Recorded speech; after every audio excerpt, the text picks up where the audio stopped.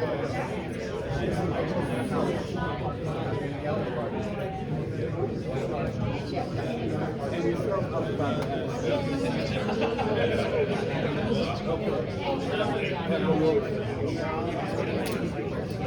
you made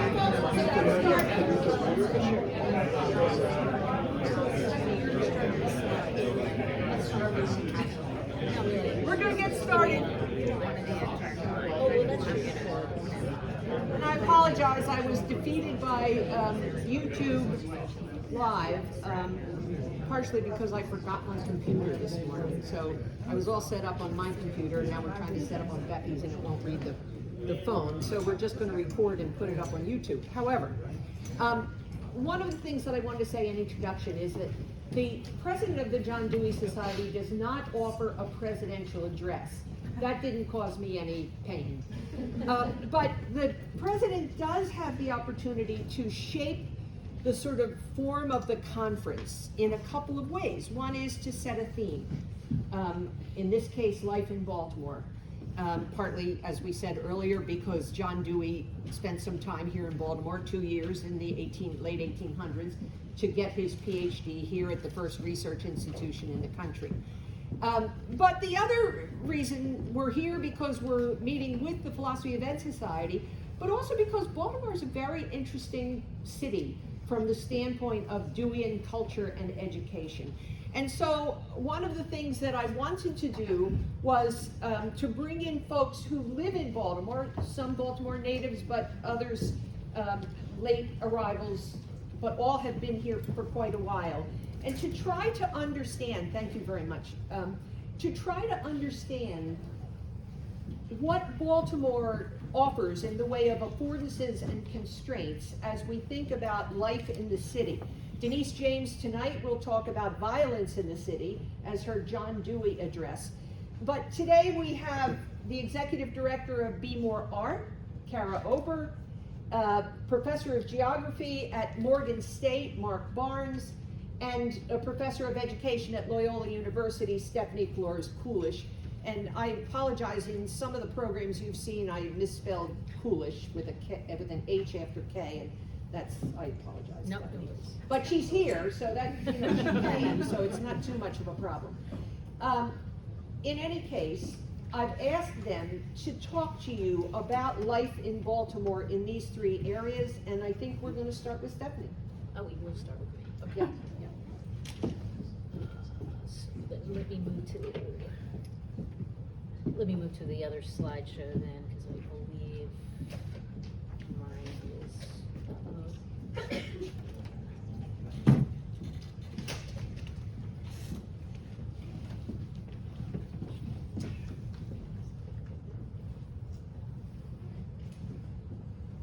Oh, you got it. Okay. Yeah. Oops, that did the same thing again with the. Let me remind everybody that the microphone is not real. It is real for Zoom, but it's not real for this room. So we invite you to fill the room. Okay, good morning, everyone. Yeah, my name is Stephanie, and just a little background about me, and further, just because it is important to set context. I'm in my 23rd year, I believe, at Loyola University, Maryland, in the School of Education, and I direct a program there called Curriculum and Instruction for Social Justice. I'm originally from Maryland, but on the other side, next to Washington, D.C., from Prince George's County, and left right after high school, but came back for this job at Loyola. So I guess I'm kind of a Maryland returnee, and have been in the School of Education again since then, but I'm looking forward to sharing a little bit with you about some of my experiences and my knowledge that can tell you a little bit about some context. Can you fix the slides, please? Oh, they are like that there. That's interesting. I was fixing them for the Zoom people, and it kind of is different for the live people. So I'll get started. A couple of slides just on some very old history of Baltimore schools that really can kind of start to set some context. Is the fact that, we had a really thriving population in the 1800s here, and we had a big merchant population that really was quite successful in terms of people who were enslaved in the 1800s. It was pretty mixed in terms of black folks who were free and black folks who were enslaved, but in terms of some of the school-specific issues here, you had a lot of the folks who were of the upper white class that didn't really want to fund the schools. And so there was a bit of a tension with that until about 1820, when public school actually was kind of constituted. And also a little extra context about the area. Just outside of the jurisdiction of Baltimore City, earlier we were talking about Baltimore County, is the town of Towson. It abuts the city. And there's a big state university there, Towson University, and it was actually the first normal school for teacher education that was established in the 1866. You can see some other little statistics here in terms of the school's growth from 1839 to 1866. We went from 9 to 88 schools, from 1,200 students to 18,000 students. And in the later 1800s, you can see the population growth of Baltimore. This was a really big, significant city in the later 1800s. So we went from 267,000 around 1872, 500,000 people in 1900. And also just as an aside, for those of you who aren't as familiar with our area, in addition to having a public school, we have a public school system here in Baltimore. Some of you may know that Maryland was one of the first, kind of states that where there was a lot of Catholics here, and so we have a thriving archdiocese here. Earlier, the speaker mentioned Cristo Rey, which isn't exactly part of the archdiocesan schools, but nevertheless is a Catholic school. In addition, you can see here in this last bullet point, we have a lot of independent schools that are quite expensive. Many of those started in the late 19th century, and they surround, quite frankly, a lot of this area right here, which perhaps Mark will kind of talk about the idea that, that Lawrence Brown, a colleague of his from Morgan, talked about the fact that Baltimore, from a bird's eye view, can be described as having a white L, which is the middle of the city going down into the harbor, with predominantly a white population. And those are really where a lot of especially in North Baltimore, where a lot of these elite private schools are located. And then the other side is considered the Black Butterfly. So just a little background on that. And additionally, in terms of earlier education for black children, you did have, per Lawrence Brown, a lot of advocates that waged a long campaign for inclusion in the public school system. And the schools were opened as after a lot of advocacy in the late 1800s. But obviously we had kind of an apartheid school system that existed here that went on for quite some time, and many would say still exists today.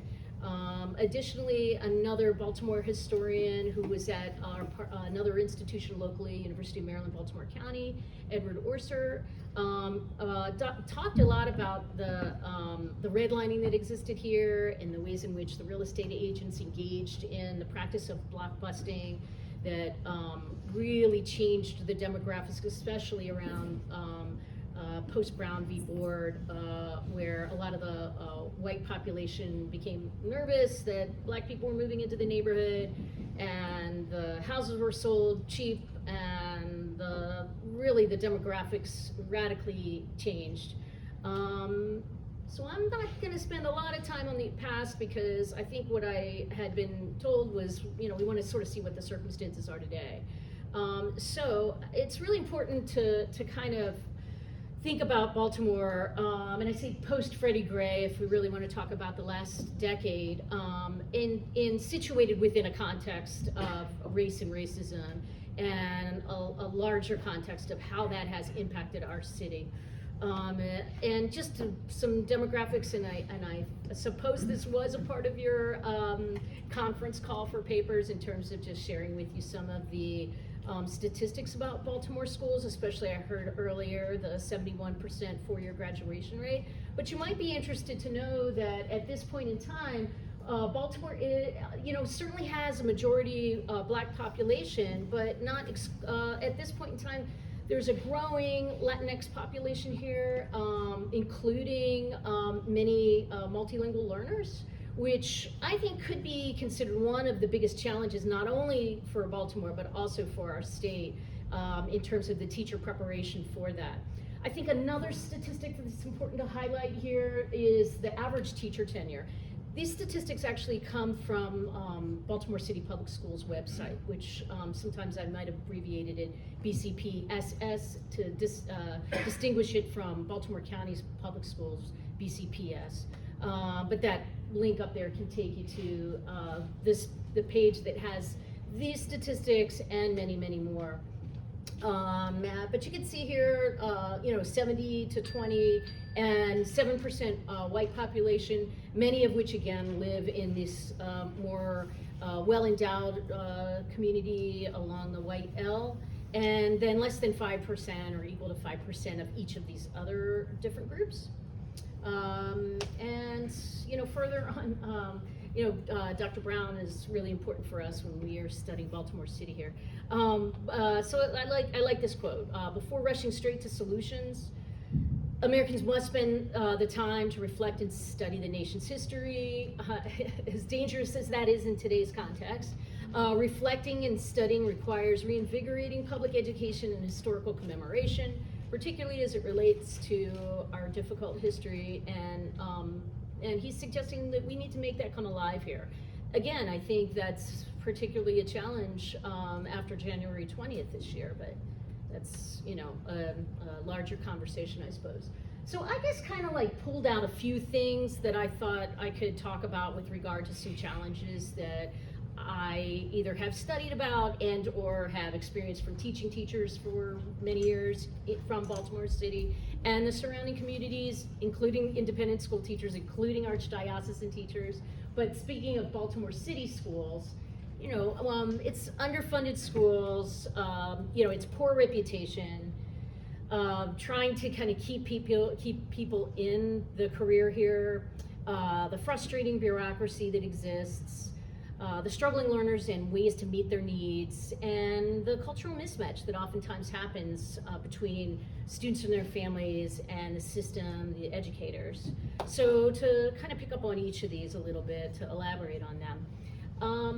So I know earlier we were talking about the fact that it may not necessarily just be about the need for funding on the one hand. On the other hand, it is also about funding, and you only need to go and look at schools and look at the buildings to be able to see that that's the case. Now, Baltimore has effectively been able to, as a result of a lot of advocacy that has been ground up and with the help of the ACLU locally, to be able to rebuild some buildings. But like when I first arrived, there were tiles falling down, and even still there are schools where students cannot drink out of the water fountains because there's lead in the water.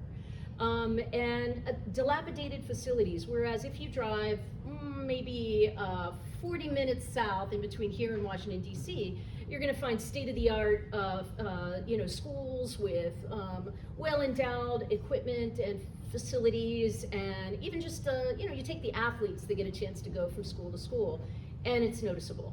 And that plays a part in how students see their value and understand the importance that we place on them as students. So underfunded schools is definitely an ongoing issue. You can see here the differentiation. The city provides, in terms of the property taxes, 25%, state provides 75%. Now, you might be curious, because I have here that they're the fourth lowest in the state in terms of receiving local funding sources, and second highest in terms of the per pupil cost. You might say, where else could be poorer than here? On our eastern shore, believe it or not, of the Maryland, which in some of the work that I do related to community schools that I'll be talking about in a few minutes, I was in southern Maryland as an example not too long ago, like a month ago, and there are families, white families, living in condemned trailers in southern Maryland amid a lot of wealth. So there definitely are jurisdictions that can be considered more impoverished. So that's one of the issues is school funding. A second one is, the poor reputation. I know the one speaker that was supposed to be here that didn't come was talking about The Wire, because inevitably wherever we travel, and we say we're from Baltimore, The Wire always comes up. And so what does that do is that puts a particular sort of perspective on Baltimore that makes a difference. And again, it makes people afraid to come here. It makes people already prejudging before they have the opportunity to be able to see the richness and complexities of the people and the institutions here. Now, locally, we have another complicated little thing happening here, and that is that our newspaper, the newspaper of record that's been here for many years, the Baltimore Sun, was taken over a few years ago by Sinclair News, if you're familiar with them, the right-wing kind of folks. They're up in Baltimore County, actually, but they're, national in terms of the Fox News channels. But they took over the Baltimore Sun, and one of the things that they have an ongoing project for this thing called Project Baltimore, which is always about featuring not only, I've noticed recently, just Baltimore City schools, but they will feature some other schools in the other jurisdictions, but they love to sort of like, shift the narrative in a very negative way on the city. And again, I don't teach a lot of undergrads at Loyola, but I happen to be this semester speaking with a student the other day who grew up in the outer jurisdictions in Baltimore County. She's African American, and she told me, she said, I was afraid to go into the city school that I was assigned to go into this semester. But her fears were really allayed because she got there and realized what rich resources, wonderful caring teachers exist there. She was surprised at the facility because it was one of those new facilities that was built, and so on and so on. But the reputation definitely does a lot of harm in terms of how people perceive our schools. And again, popular culture representations and news and all of that stuff. There's a challenge to maintain career teachers. As you saw, 8-year tenure, that's not very long.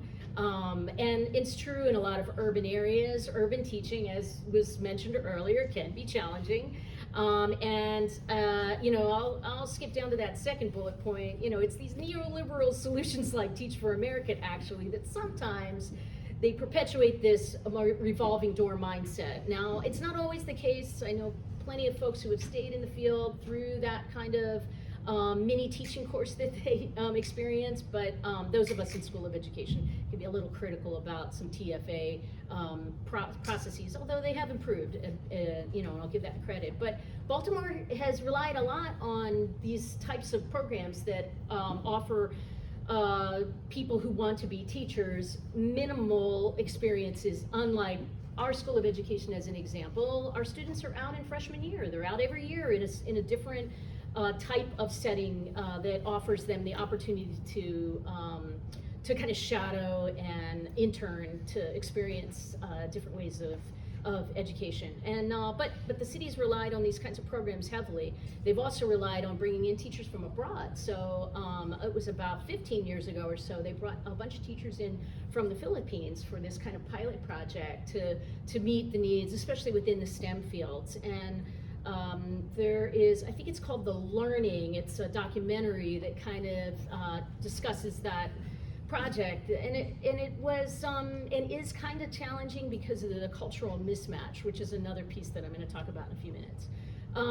There's frustrating bureaucracy here in the city schools. Again, we produce, I believe, some very talented teachers after they leave Loyola, if I must brag.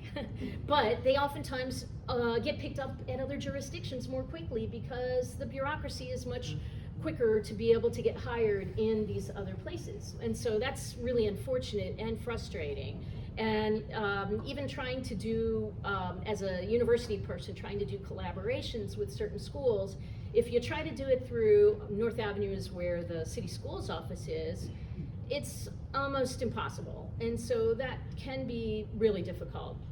And so the bureaucracy, without a doubt, can be definitely frustrating. In addition, struggling learners, and that is, it really requires teachers as intellectuals, teachers who really can see their students through like as a qualitative research, if you will, you know, to really study them, to see how they learn, to try to best meet their needs. And that doesn't always happen, unfortunately. And as, you know, was brought up earlier, you know, there can be behavioral concerns that it's hard sometimes to detach the behavioral concerns from the learning experiences. But nevertheless, it is definitely like a very challenging circumstance. And the system tries oftentimes many different ways to be able to meet these needs. And so much so that it's like constantly different sorts of packaged programs that are coming down onto the teachers and not necessarily allowing them to be the teachers as intellectuals that we would like for them to be as teacher educators. And so that can be really complicated. And so there's this also kind of approach of the one size fits all, and that doesn't always hit equity in the ways that it needs to. And what does that do is it, you know, it kind of makes the teachers take the blame on that. And back to, you know, the Filipino teachers coming into town, but also a lot of, you know, the teaching field is still predominantly white women. And they may or may not get kind of adequate education in sort of understanding their own cultural biases, which is an ongoing process. It's lifelong learning.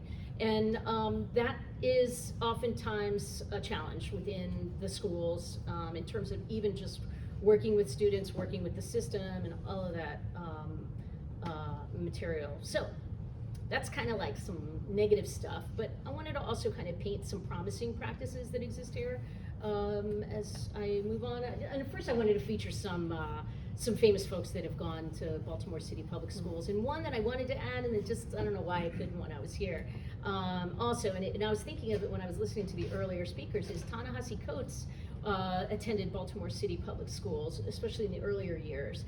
And in his most recent book, he had a chapter, The Message, he had a chapter where he really describes his experiences of sitting in a Baltimore City elementary school and the ways in which he was restless and he was, you know, told to go out and, you know, he couldn't quite cope and all of that. He wasn't sent to a military school though, you know. His energy was channeled. He found out, you know, he had ADHD later on. I just think a lot of times it's those rare gifted teachers that really can see students as individuals. Not easy, but they can get the next, you know, superstars that can come out of our schools. And I'll just highlight two at the end. There's two of my children went to Baltimore City Public Schools, graduated from City College, which was mentioned earlier, and but not well. One went there for the 4 years. One actually had transferred from one of the elite Catholic institutions in the area, and quite frankly, I think when he came to Baltimore City College, he received a much higher quality of education, even though you might witness in the classrooms, you know, a very different sort of comportment, we'll put it that way. One being listening and like you all are doing right now, the other being perhaps witnessed as chaos. However, he learned how to write so much better, of such a much higher quality, became much more confident in himself from being at Baltimore City College. So I got to give them a lot of kudos. And they use the International Baccalaureate curriculum, and they make it very culturally responsive. So the kinds of materials they're reading are very appropriate to the demographics in the school. So also just thought it was important to just mention briefly about earlier 20th century. There was a lot of really important African American organizing that took place that ended up helping a lot of the things that needed to happen in the schools in the 20th century. Just a little tidbit, if you weren't aware, you know, that integration happened here at Baltimore Polytechnic High School, another now kind of an elite high school. It's always been considered that, that is not too far from here. But 2 years before Brown v. Board, and that Thurgood Marshall also helped in a lot of ways to get integration happening here. So there was a lot of really important organizing that went on at that time. This is not centered toward Baltimore City, but it is our state, which had legislation that was passed a few years ago called the Blueprint for Maryland's Future, or Maryland Schools.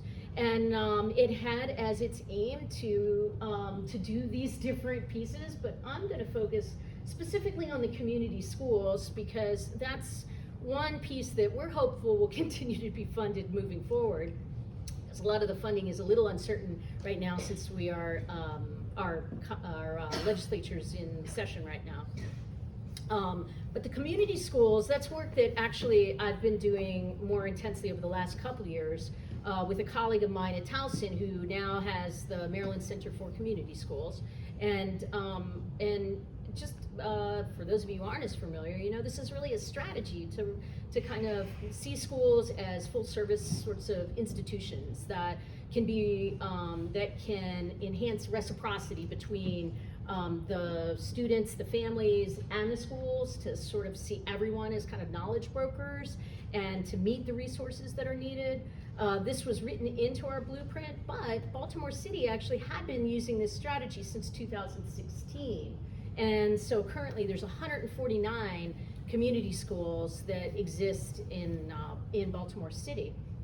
And just to kind of, this is way too small. Let me see if I can't do the same thing that I can do on my computer. But I obviously have this QR code here. You're welcome to take a photo of that to get the slideshow, or to get to me, and then I can send you the slideshow. That's right, this goes to me. But let me go back here for a second, because in this like kind of blue ring is really sort of like these strategies. And one thing that I wanted to kind of highlight is this in the kind of lower right-hand corner is really sort of seeing the community as the curriculum.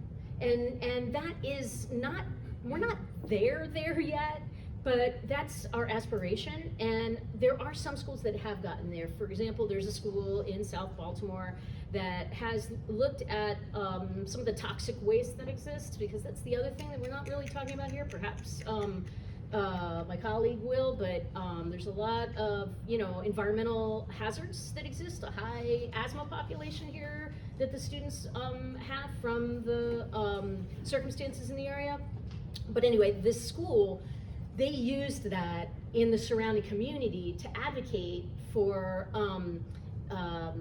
against this waste incinerator that was supposed to be built within their jurisdiction of the school community.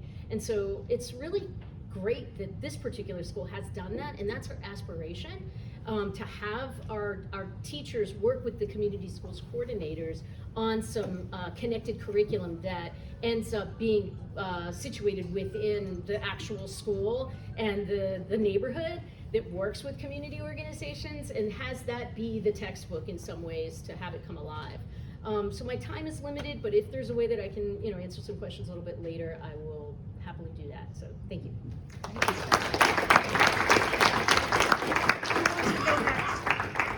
Who wants to go next? Go. Go, Cara. Okay. All right, so I'm gonna do as I was instructed and open this. There we go. This way, and then we've got, How do we slideshow it? right, we wanna do, no, we don't want that. We don't want that. Here we go. We'll get some help.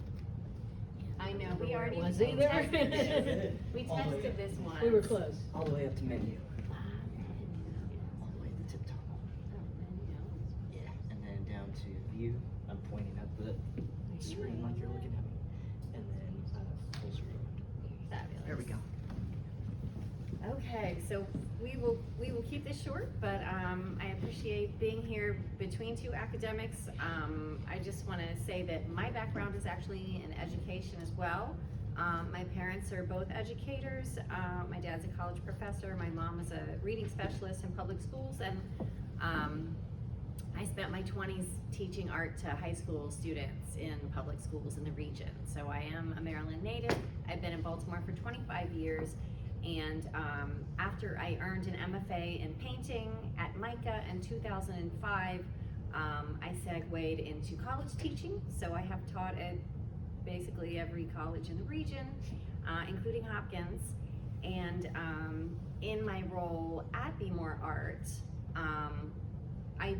it's really important that we maintain relationships with our educational institutions, with our museums, as well as more traditional aspects of the arts ecosystem that is, galleries, nonprofits, artists, and other types of DIY organizations. So I should mention that I did bring a few gifts for people who want them.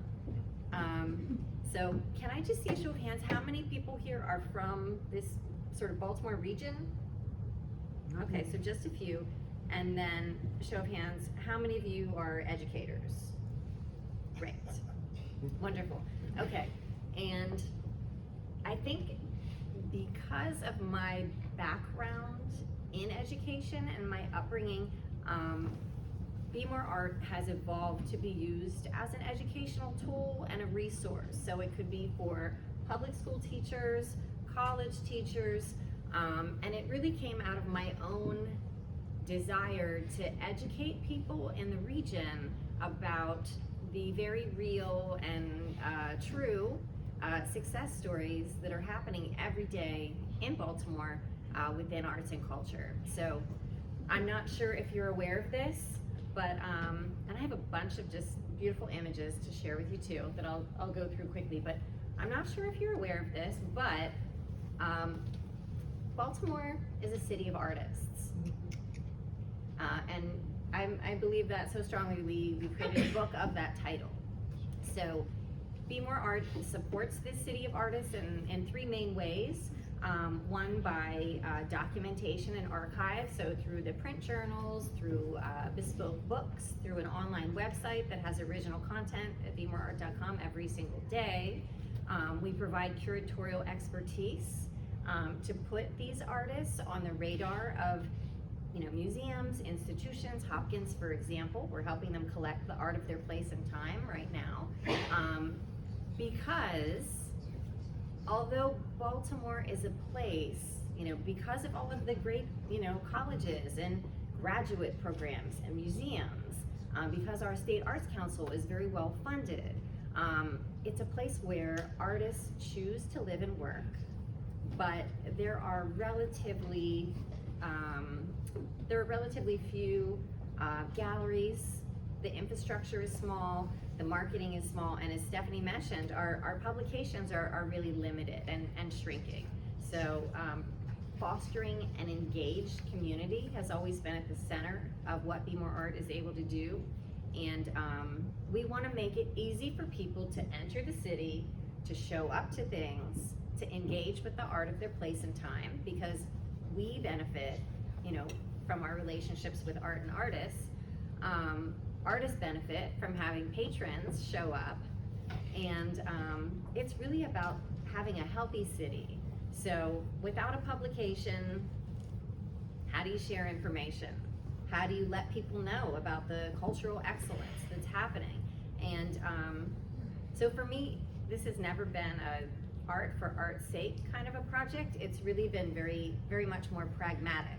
So how do we build an audience? The art world has not historically been super easy or welcoming to people who don't have, an advanced degree or aren't sort of collectors at an elite level. So how do we change the language where we are, inviting people to participate and understand? And then also, how do we cultivate financial support? So BmoreArt started out of my experience at grad school at MICA. As mentioned, I started out as a painter, but I began, writing art reviews and for a variety of local and national publications, and quickly realized that there was nothing here to really champion the arts and artists for Baltimore-based audiences. So while other people that I, started out with very early on in my career are now doing great work, writing about art for the New York Times and at Bloomberg and the Washington Post, for me, it was really important to build something about Baltimore, for Baltimore, and by Baltimore-based artists, writers, curators. So we have all of these different strategies in place. BmoreArt now has a team of 6 people who are wonderful. Some are writers and editors, some are curators.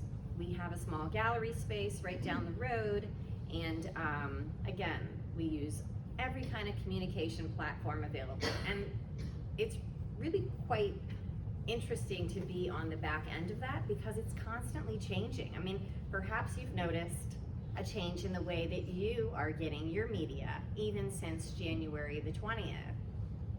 So looking at the people who are leaving the larger publications, where are they going? How are they sharing their information? You know, is it in your inbox? Is it on your social media feed? Is it on Substack, which I started in a caffeinated, you know, on a caffeinated whim a couple of weeks ago, and it's exciting. So this is our core team. Our space is at 2519 North Charles, so very close by. And we started out online and then moved into print in 2015. So my background is in art. It is not necessarily in journalism, and it is certainly not in any sort of business background. So for me, going into print was something that I wanted to do as an artist. I wanted to make a beautiful thing. I wanted it to exist in the world. I wanted to see how that would function and if it could successfully advocate for and elevate the way people think about the arts in their own city. And everybody I talked to when I was getting advice about what to do, how to do it, they all said the same thing. They all said, do not go into print. It is very expensive. It is a bad idea. And obviously I don't take advice all that well. Typical artist. So the print journal started in 2015. Just a few online features that we have. There is an art and culture guide at BmoreArt.com, and you can see it lists every kind of art, you know, organization in town, from museums to performance to film to makerspace. There is a very rich and diverse ecosystem here. We have a free online calendar every day of the week. There are 5, 10, 20 free cultural events happening in Baltimore. So this is something we offer as a free service for people to list their events with us and to share. We do a bi-weekly newsletter for people who want to get information delivered to their inbox. We don't want to overdo it. And then just looking at some of the content. We are not exclusive to visual arts, so this is a story about an architect that probably the Baltimore people know. Certainly done some great work at Hopkins. In addition to visual arts, so this was a photo essay on a dance competition here. We are one of the few publications in town that really lean into our very rich photography community. They are artists themselves.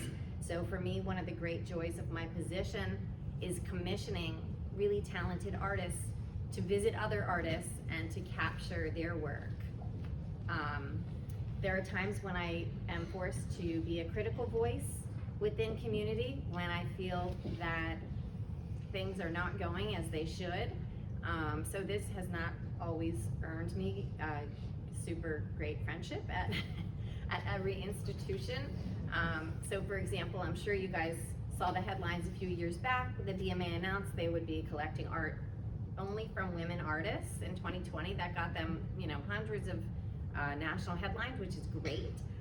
But I was the only person at the end of that year to go in and actually count how many works of art by women they collected. So sometimes keeping the receipts is incredibly valuable. So at this point, we do the print journal twice a year. So it is semi-annual. Oh, and then I just have some beautiful, fun images from artist studios. One of the things I really like to show people is how diverse and rich the studio situation here is in Baltimore. And I often find myself planning studio tours for different groups. So if you want to check out our print journals, they are listed online, but they are thematic. So each one offers sort of a different slice of life in Baltimore, and they are curated like an exhibition. So this one is the wellness issue. So in addition to art and artists who are engaging with health issues of our time, we have a profile on, Dr. Lena Wen, We have a profile on a retired brain surgeon who is a poet. So showing people through each issue what the relationships are that are unexpected is important. So we are funding ourselves through memberships as well as grants from philanthropic organizations. And for those who are just here for a very short time, I wanted to give you some images of some of my favorite Baltimore-based art spaces. So one is our sort of oldest, most traditional established gallery in town, the Grimaldis Gallery. And then New Beginnings Barbershop is a place that also showcases equally serious art. I think in Baltimore, the challenge is really figuring out where the art is and how to find it. So Gallery Mertis is located in a beautiful brownstone in Old Goucher.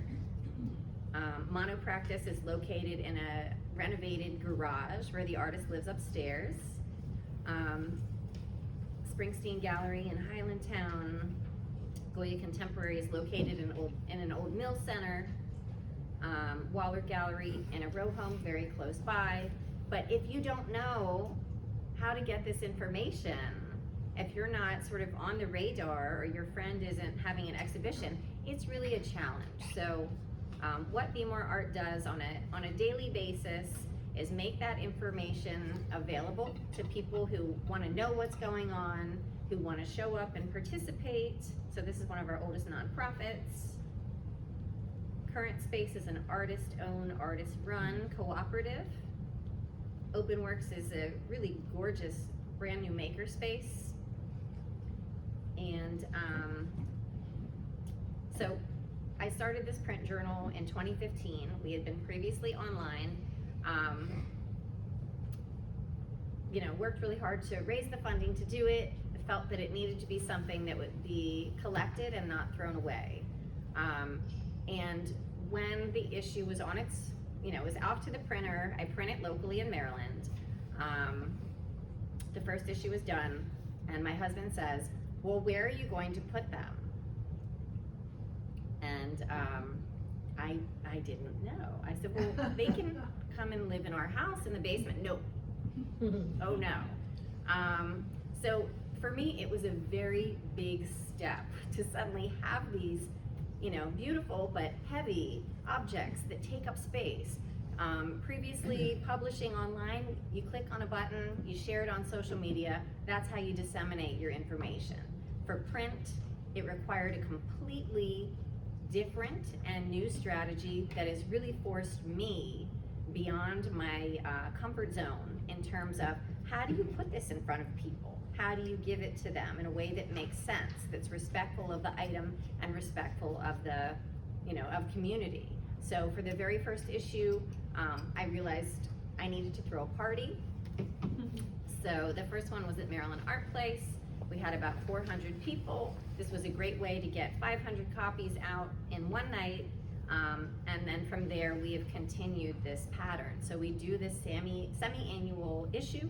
We do these large parties for 300, 400, 500 at Baltimore's most iconic locations that have a tie into the theme of whatever the issue is.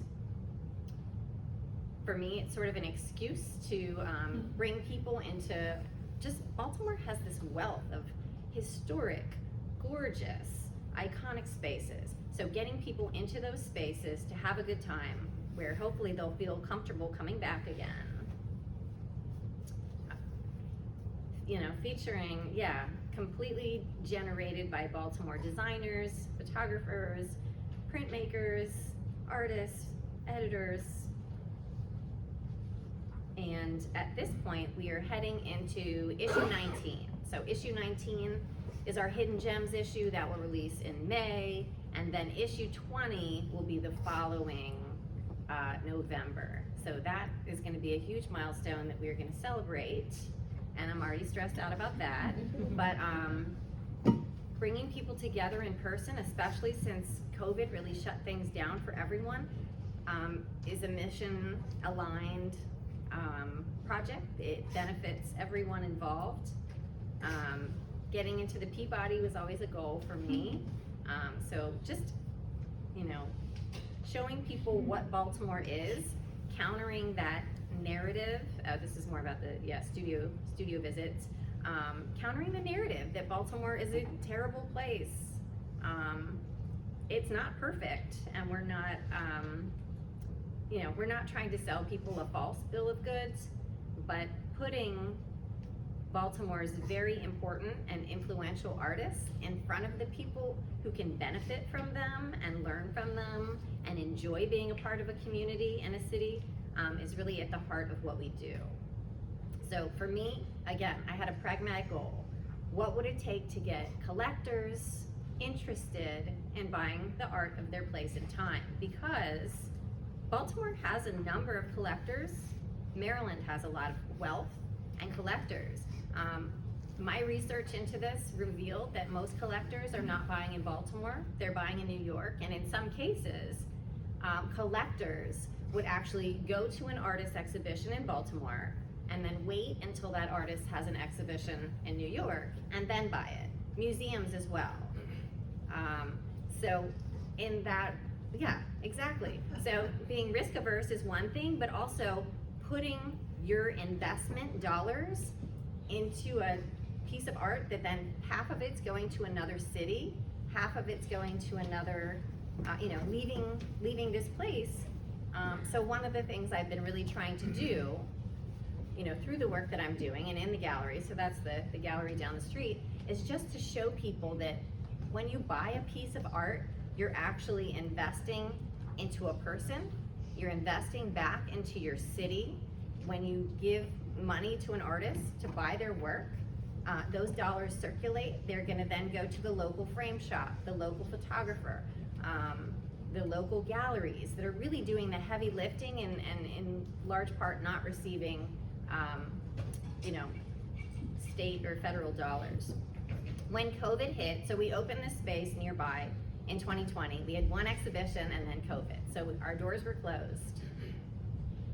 So we ended up frosting our windows and just projecting the art so people could enjoy it from the outside. So this is something that we still do. So this is the building just down the road on Charles Street. That's the inside. We have since picked up, and with every exhibition that we do, we're creating limited edition books. We're doing talks in a variety of places. This is our City of Artists book, which is available at a number of booksellers. So these relationships I've been forced to sort of create. Baltimore has this amazing ecosystem of bookshops, so we do all kinds of talks, lectures, and all of it is also, you can access it through our site.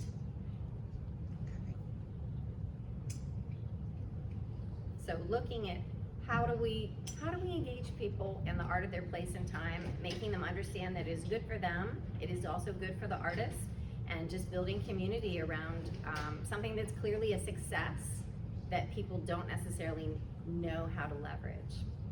That's it.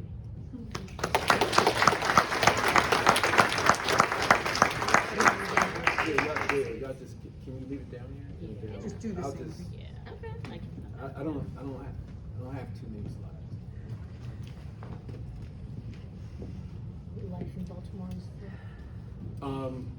While that is, in the interest of time, while that's being loaded, Is this yours? no. You have to it's- go, here, take that one out.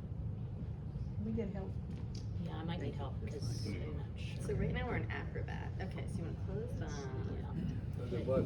It was just Like, So, I taught last night, 5:30, introductory geography course. This is probably like kind of an introductory course for some, perhaps, I'm not sure.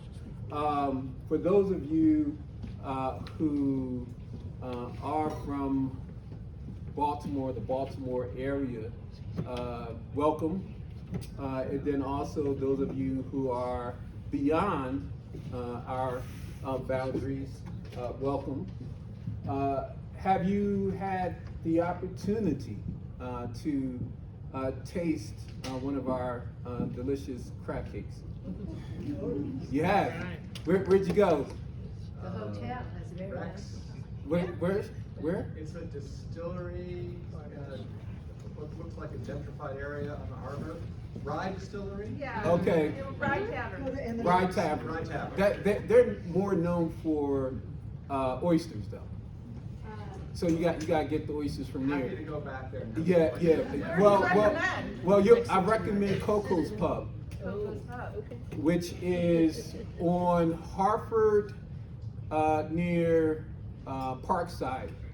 Okay, just Hartford and Parkside. It's actually 5 minutes from Morgan State University.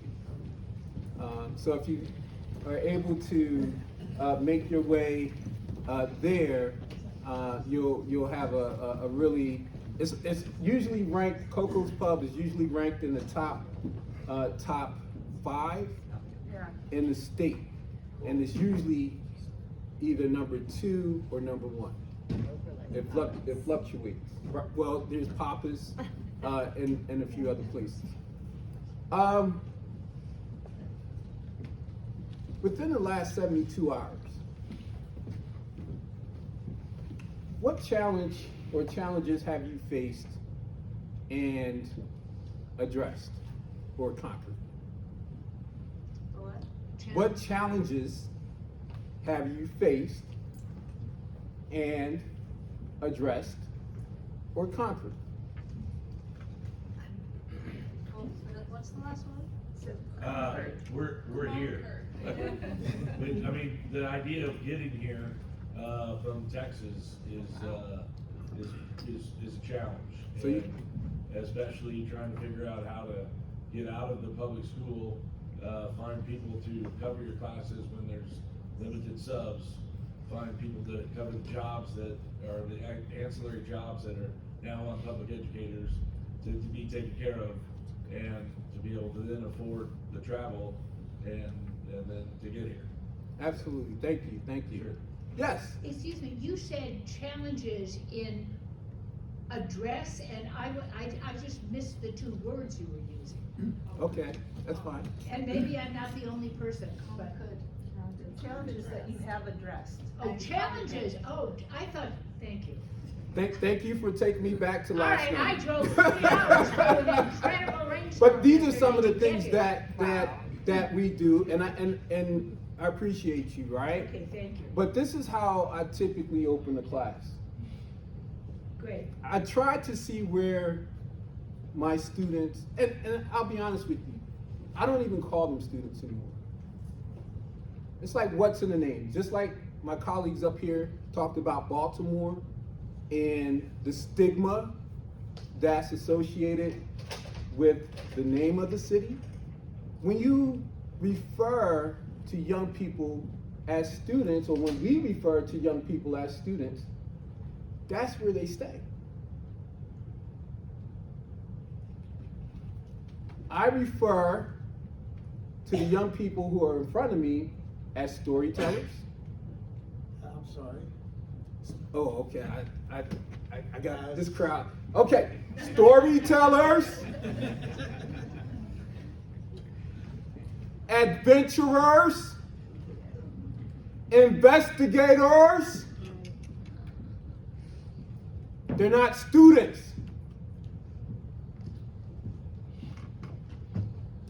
Les Brown, motivational speaker, says, no one rises to low expectations.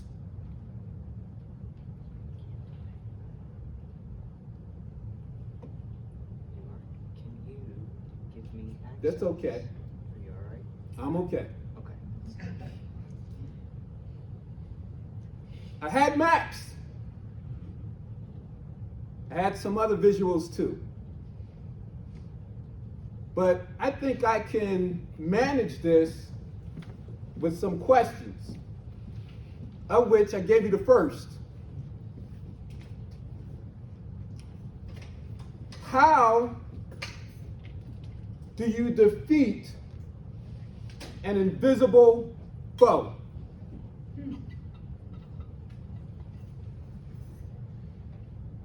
Make them visible? Bingo! Took my adventurer's journey people at least about 5 minutes to arrive at that. How many of you have seen The Invisible Man, like the horror film? Okay? You throw paint on him. You make him visible. How many of you have read The Invisible Man by Ralph Ellison? You open the envelope and you read.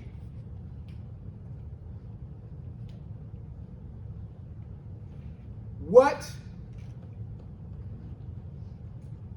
to a historically black university is geographic education?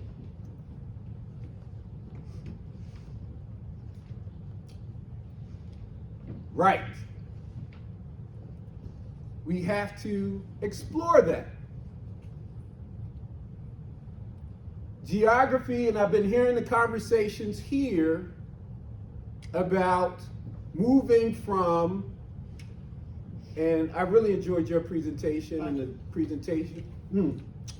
presentation from occupational hazard. Been talking, and y'all want me to yell, man, but it's okay. About the liberal arts education.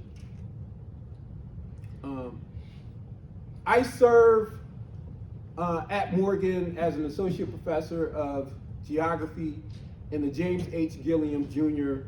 College of the Liberal Arts. I don't belong there. I do, but I don't.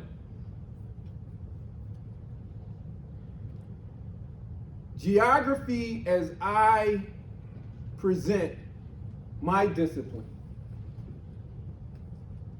is more, well, I'll just say, engaging.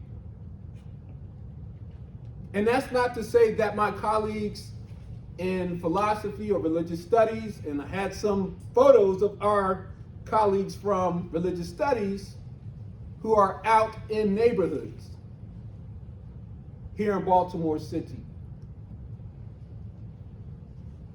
And when I think about what my colleagues have said about what structures are in place here around the city as a result of racialized, and also racist policies, like redlining and others,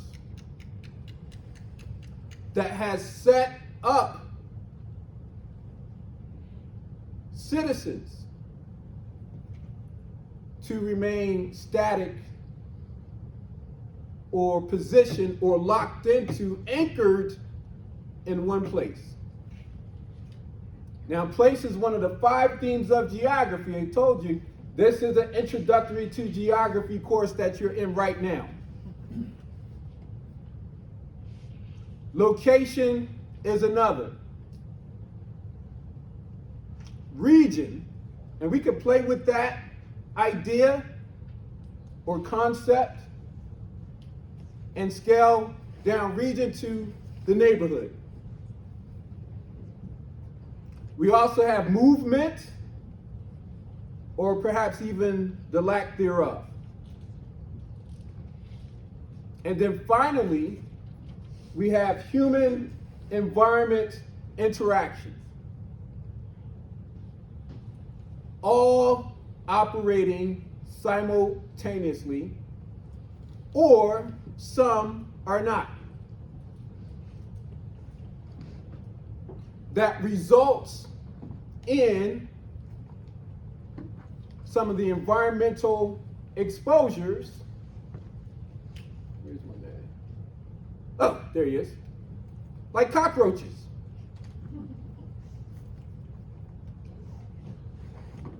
Or water toxicity. Or atmospheric pollution.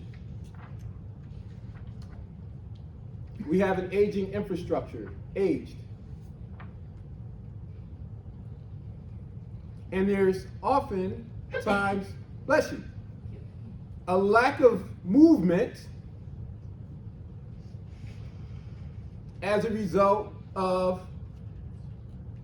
political forces, economic forces, perhaps even cultural forces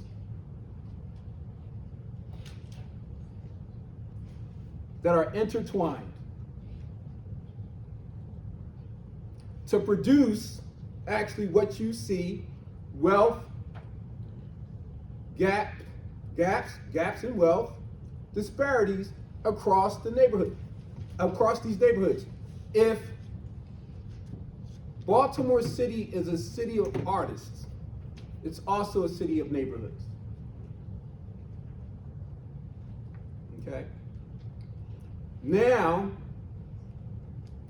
the work, which I would have explained using some visuals at Morgan, and it's okay, right?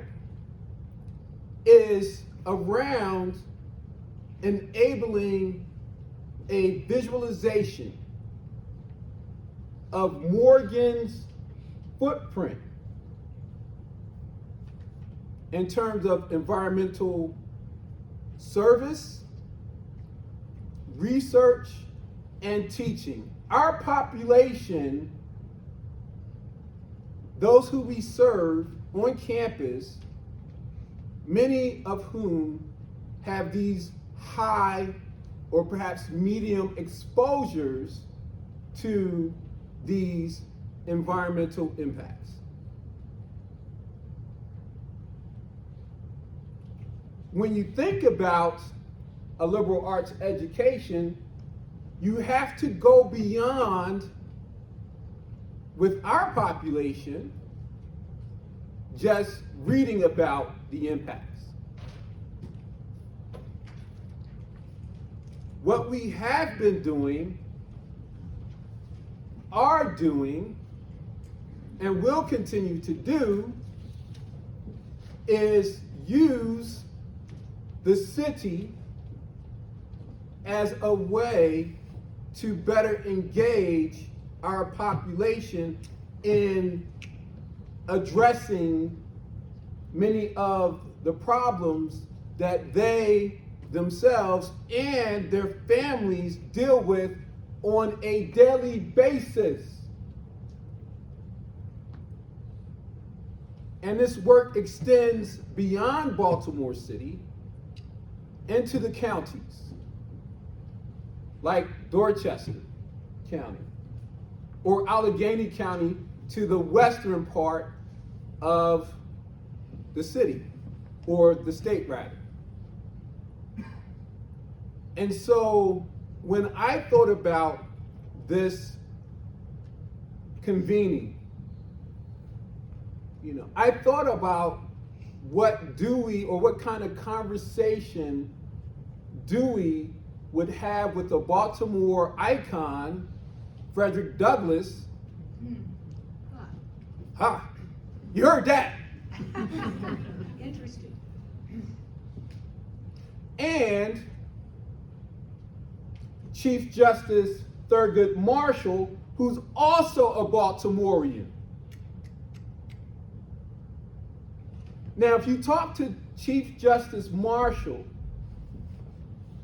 I'm sorry, a young Thurgood Marshall, when he was just after he graduated from Lincoln University in Pennsylvania and was doing his Juris Doctorate work over at Howard University, which is a HBCU, or historically black college university, he would have talked about how his training, his education was being applied to building the case evidence to bring into being the court ruling, the 1954 court case ruling of Brown versus the Brown versus the Board of Education, Topeka, Kansas. You can see his actual work as a student, well, not a student, I'm sorry, a change maker in the Deep South, using the technologies of his day to, guess what? Visualize the foe. And then bringing that information, that data, back to New York City to share with the NAACP, the National Association for the Advancement of Colored People, which led to, before that landmark decision, other decisions around the South. You all can watch this and the story of HBCUs through a film, documentary film. Y'all want to write this down. You all write this down, write this down, write this down. It's called Tell Them We Are Rising. That's the documentary film. Tell Them We Are Rising. The history of black colleges and universities. This is the power that lies within our institutions, and also K through 12, our higher education institutions, and also our K through 12. It's untapped. Geography enables perhaps a vision. And I'm going to stop with one last part.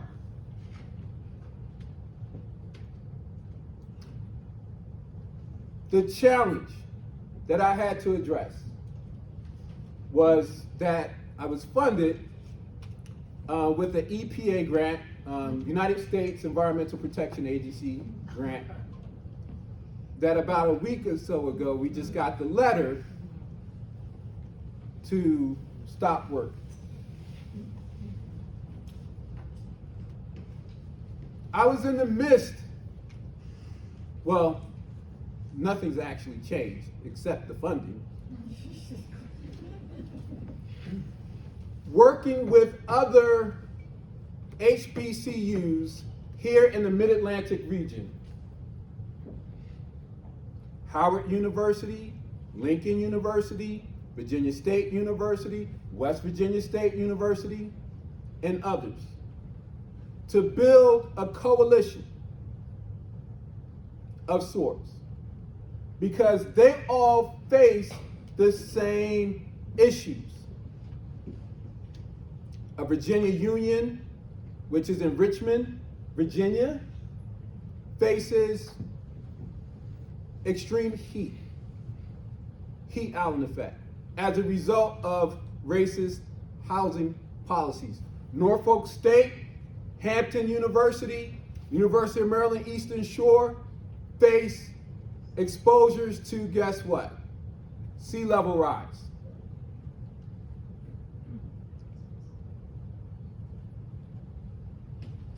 And the communities that they draw, right, their populations, their student populations, I can say that,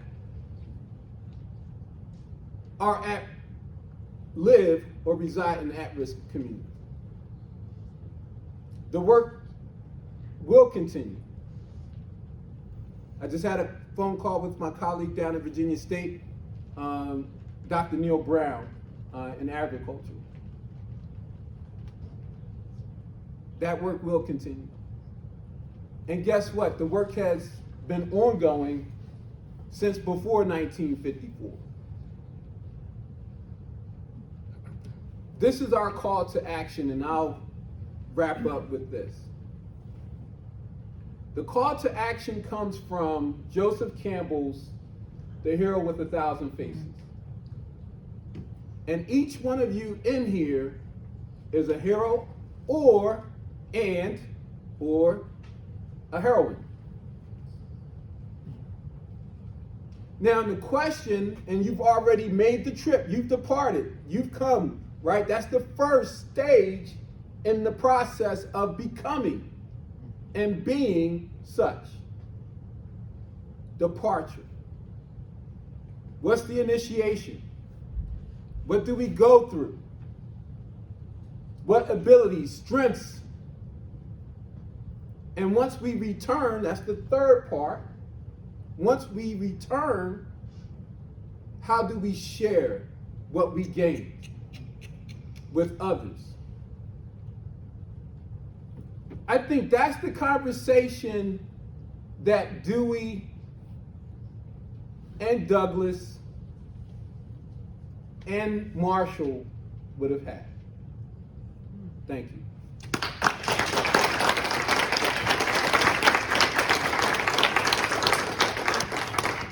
Thank you very much to these folks. It's my fault that we're behind schedule, but the food is waiting for us. So what we're going to do is not have open conversation now. We do have, Stephanie, would you bring up the other slides, my slides, the Life in Baltimore? We do have some questions. Our hope is that there are a couple very simple questions for you to talk about at your tables over lunch. You don't have to, I'm not checking on you. But I think Mark set us a very nice challenge at the end of his talk in terms of thinking about what we make of all this. What impresses me, many Deweyan themes, I'm sure they jumped out at you as they did with me, especially communication. But what I saw, at least, is a sense of the energy in Baltimore as a city, as a place, and a sense of not so much hope as just local work on the ground. What these folks are doing is simply working where they are, which picks up very nicely, I was glad to see, with what I said at the start of the day. So I would encourage you to talk about these things, to think about the place we're in and the affordances and some of the constraints that they hinted at. And I know a couple folks have to go. I think Mark's sticking around a little bit. Yes, a little bit. But if you have questions for specific people, yeah, he wants lunch.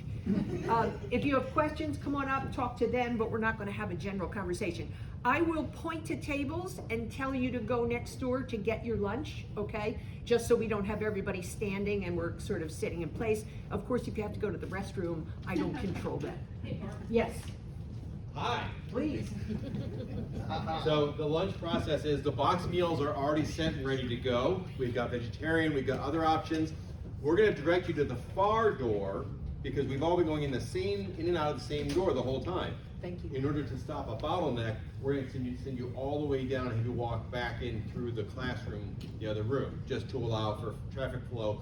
Our wonderful caterers have another event to go to, so while we're doing that, they're going to set some drinks in here as well. So, Liz, there you go. You guys want to go get lunch? Barb, if I may. Yes, Becky. We did find a necklace in the women's bathroom, so if you're missing a delightful little shell lotus, we have it sitting over here. If it's none of ours, then we'll pass it off to the folks downstairs. But it's over here if anybody is missing a necklace. Okay, thank you, folks. Oh, no, don't worry about it. Okay, Mark, I'm so sorry about that. Don't worry. And then we need your permit. Yeah, don't worry about it.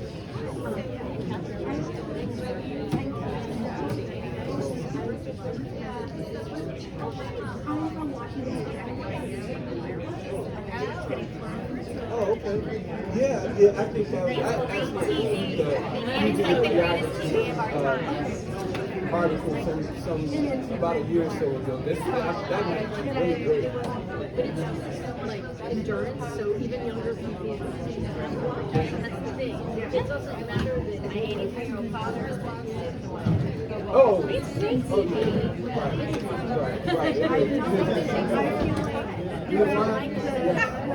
late now, Connie. Too late now.